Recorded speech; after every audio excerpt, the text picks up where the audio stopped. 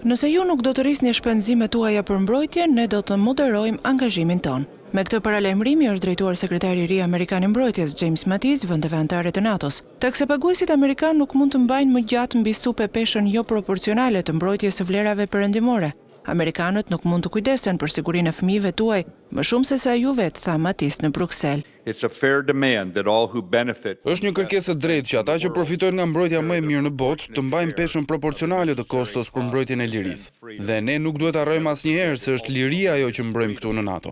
Komentet e Donald Trump gjatë fushatës elektorale se SBA mund të mos mbrojë aleatët që nuk kontribuojnë aq sa u takon në NATO kanë shqetësuar shumë shtete evropiane, veçanërisht ato pranë kufirit me Rusinë. Sidoqoftë më herët, Mattis, që ndodhet në udhëtimin e tij debutues në Evropë në cilësinë e shefit të Pentagonit, e quajti NATO-n shtyllën thelbësore të bashkëpunimit transatlantik.